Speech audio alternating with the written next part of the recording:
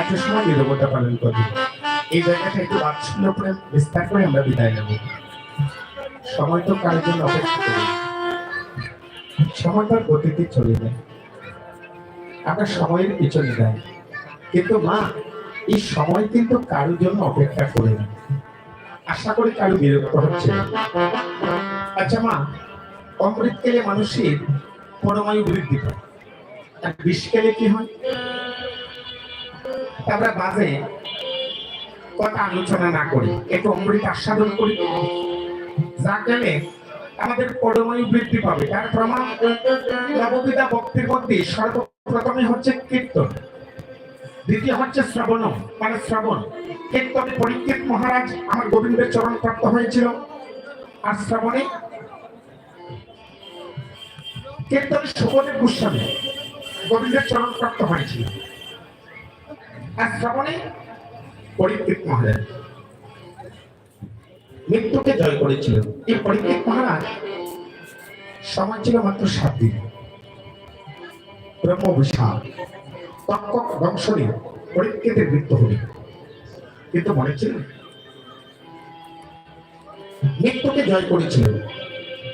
আমরা এই কৃষ্ণ কথায় খুব গভীরে আলোচনায় যাব, কিন্তু নীরবতা পালন করতে হবে। আগে যেভাবে করেছিল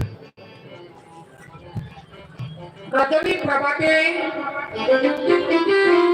শ্রীরাম সুদাম সুবল মধুমঙ্গল ব্রজের সকল আকাল নবলক্ষ দেববৎসের পাল সবাই মা যশোমতীর নিকট থেকে বিদায় নিয়ে গোচরণে গিয়েছে। সারাটা দিবস রাকাল গড়ের সঙ্গে খেলা করে,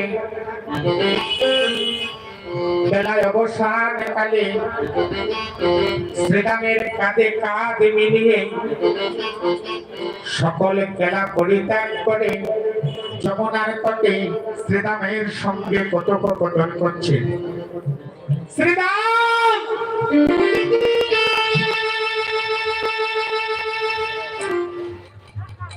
শ্রীরাম বলছে কানাই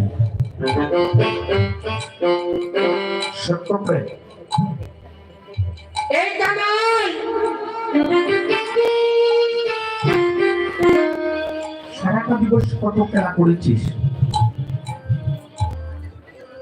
এখন তোর বদন মলিন কেন?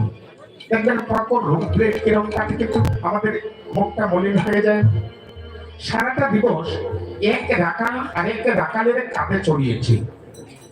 আজকে কেমন যিনি সুবল মিলন কীর্তন করেছেন আপনারা অবশ্যই শুনেছেন, আজও গেলায় হামিলা কানাই হেরেছেন বলে তোর বদন মলিন কেন? উত্তর দিচ্ছেন না, ভক্তের মন পরীক্ষা করছে।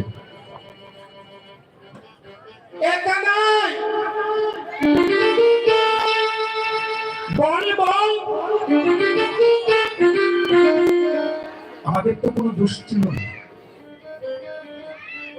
তুই হেরেছিস, তুই প্রতিশ্রুতি দিয়েছিলে, প্রতিজ্ঞা করেছিলে আজও বেলায় যে জন হারিবে বংশী বটের তলায় রাখিয়া আসিবে। আমরা কি বলেছি না? তুই কথা দিয়েছি, তুই নিজে হেরে দিয়ে আমাদেরকে জয়ী বানিয়েছিস। মায়ের কথা বলতে হবে। আমি কিন্তু সময় বেশি নেই, আধা ঘন্টা চলে যাব। যে কথাগুলি বলছি একজন ভক্ত যদি হৃদয়ে ধারণ করতে পারে, সে কৃষ্ণ ভক্তে পরিণত হবে।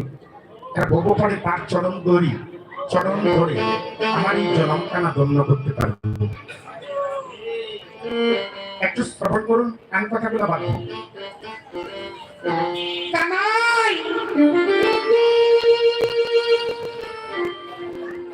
তুই ভগবান, আমরা কখনো ভগবান বলে মানি? আমরা কি জানি? আমরা সদা মনে করি তুই আমাদের বাঁচাই।